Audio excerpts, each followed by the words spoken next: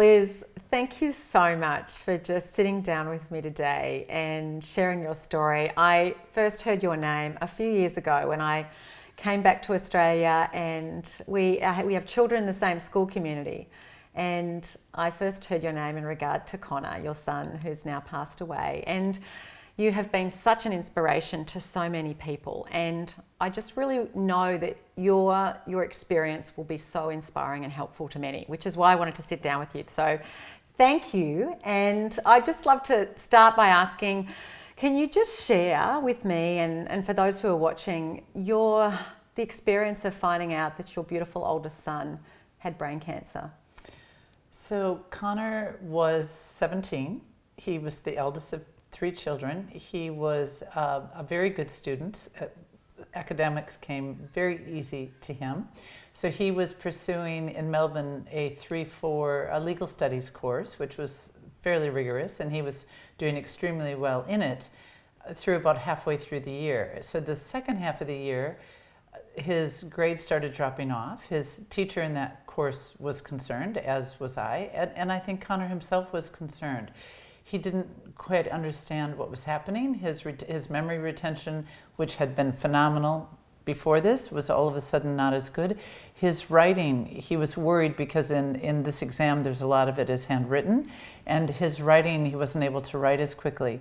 At the same time, he was a very keen rower. He loved rowing. He went to Brighton Grammar School. He had rowed with Brighton Grammar since the end of year 8.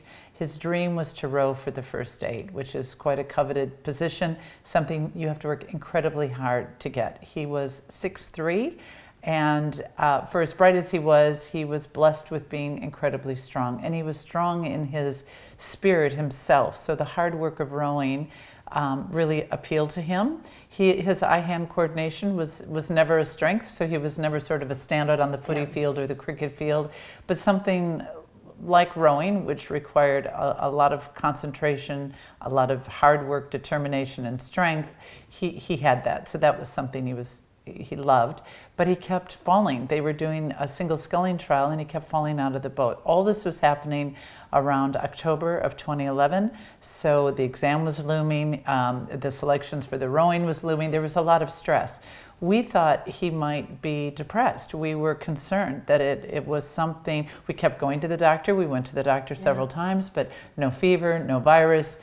They were starting to test everything. I think they thought I was probably being one of those paranoid mums. Paranoid over, but that wasn't my nature. I have always been the kind of mom to send my kids to school with, if they had a cold, I'd hand them a tissue. Here, take some cough drops. I was never sort of the over. In fact, the opposite in terms of being over worried about my kids' health. If you looked at, and that was the other thing, if you looked at him, he was beautiful looking and tan and strong, and basically he was literally crumbling before our eyes. So all these symptoms progressively became worse, not better. Finally, I took him to the doctor on one day, Monday, after a very, very bad weekend, and said, I'm not this day, we are not getting through this day until we know what is wrong with Conor. Something is incredibly wrong. And why I didn't go right to the casualty, the emergency room, I don't know why. What took me back to the doctor, she took me very seriously. She was amazing, tested for everything, and finally had his eyes tested, and that showed that there was a mass or a bleed or swelling severely, and that led to that terrible diagnosis. And when did you get that? How long did it take to find out what was? And this is not uncommon with brain tumors, brain cancer. They are very rare, so lots of people get headaches for different reasons. Lots of people have tired for different reasons. So it's not the first, and because it is rare, it's not the first thing a GP doesn't go down the line and think, oh, well, this, a GP, I heard later, might only diagnose in their whole career, maybe 1 or 2 brain tumors. So it's not a common occurrence for them, but it took several weeks. We kept thinking Conor would get better, but actually he was getting worse. So tell me about the day or the moment when you were told that this is really serious. Well, one was relief. in that I knew it. I mean, we had this thing about me always being right, the mother. And in this case, I didn't want to be right, but I was so sure. And that's that mother instinct when you know your child and you are more worried. And that also was the beginning of this long journey where I felt very strongly, I am the mother, and my husband Scott, incredibly supportive as well. We are the parents of this child. We are his first line of defense. These healthcare professionals are incredible and very talented. But at the end of the day, we had to be our son's advocate. We had to be there. And I felt very strongly about that. And so relief and complete devastation. Conor received a letter to Stanford University the day before his surgery, which was 5 days after diagnosis, inviting him to attend summer school. You know, the world was his oyster. He was one of those children. He wasn't overly ambitious. He was interesting. He was quirky. Education came, and that it was in his brain, or his brain, since he was a small child, was always the thing that defined him. Yeah. And that this was his Achilles heel. Yeah. It was just sort of, we couldn't believe it. So what helped you just hold it together through those times where you must have felt like you were just falling apart and the world was falling apart? His brother and sister. My husband was amazing. I'm sort of the front person. I'm the outgoing, I'm very much the mother who is involved in all the activities and manages all the scheduling and all of that. But Scott was incredibly supportive and strong. After Conor's surgery, he was left with no short-term memory. So again, somebody brilliant all of a sudden doesn't know what day it is. He couldn't read, and he was a voracious reader. So it was actually really cruel. All the things that he loved were snatched from him. He couldn't move his right side. It was as if he had had a stroke. So even if Conor had lived, which we were desperate for him to live, his life would have been changed profoundly. But we were actually okay with that. So I remember saying to Scott, what if Conor doesn't get much better? What if he has to live with us? And this is a 17-year-old son. You're getting ready for them to go off to university and start, you pretty much have done your parenting, and now you're sort of ready to sort of relinquish some of that parenting to let them go off and live you hope, their independent life. And my husband, Scott, said, well, then he'll always have to live with us. And he said it in such a accepting way that for me, I just thought, okay, all right, yes, okay. And Nick and Hannah, Conor's brother and sister, then 15 and 13, none of us chose for this to happen. And they still are, happy, engaging, bright. They have their own lives. And their brother was amazing as well. And so I couldn't let what happened to Conor, I couldn't let it destroy me, because in a way that wouldn't have been fair. Yeah. To Nick and Hannah. And also you do, there's so much love. I mean, there was so much love for Conor. And I always would say that to him. If love was a cure, you'd be skipping out of here. Yeah. And that was actually a nice reminder too. And they all say that, when in doubt, love. I mean, somebody had told me that early on as a mom. When Conor was quite a colicky, fussy baby, and this mom of 4 or 5 had given me this great advice: when in doubt, just love your baby, because really, what else is there? And that's beautiful advice. It was beautiful advice, and that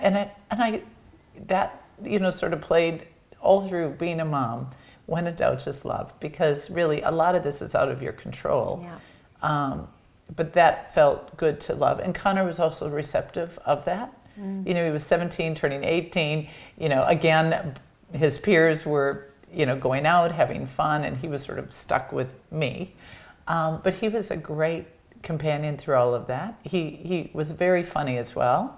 So he was, even through his illness, he would do things, and people would be like, I was worried, and if he was with somebody else and I would come into the room, he would pretend he was dead.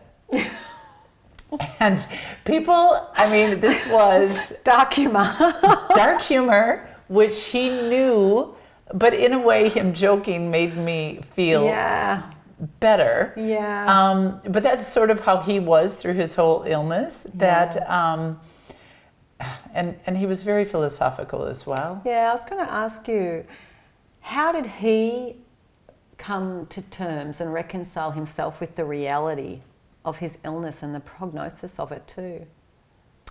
I think that he was very brave. I think that he was very strong. And I think that us post this happening, I think, It's okay. I think that it is a respect for Conor or love for Conor, or I know 100% that he wants us to be happy and have a happy life. When he was diagnosed, the day after, he was lying down, not feeling well. And I said, Conor, and you have to know, this is the kind of mom, if there's a problem, I will fix it. If there is something, and Conor even said once, I've only seen you lose once when I couldn't reorganize a flight that we had missed. And so he was proud of that he had this mom who, if there was, you know, and I took his hand and I said, Conor, you are not going to die. You are not going to die. And I said it with such conviction. He said, Mom, we're all dying. This is the 17th. We're all dying. And I understand that we're all dying, but I prefer to take the natural order of things. And he said, it doesn't matter, because in the scheme of time, none of us are going to be that far apart. So this was my, this is what Conor was like. And I did have another friend who said, I feel sorry for people who never got a chance to know Conor.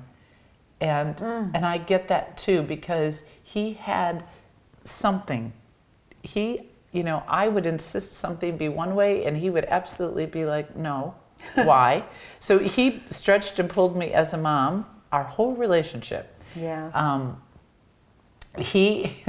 And that was the whole other thing with it's just being his mom was the greatest gift for a million reasons. My firstborn child, I wanted a girl, he was a boy. I wanted, this, and he was that. So he made me realize from the beginning that so much of this is out of our control. Yeah. And that you just have to go along with the ride, the good, the bad, the bumps, and that's what I've tried to do. And I still think of Conor as my son, even though he's gone. And that's always things, and I know other parents who have lost a child, just because your child has died doesn't mean you stop feeling like their mom.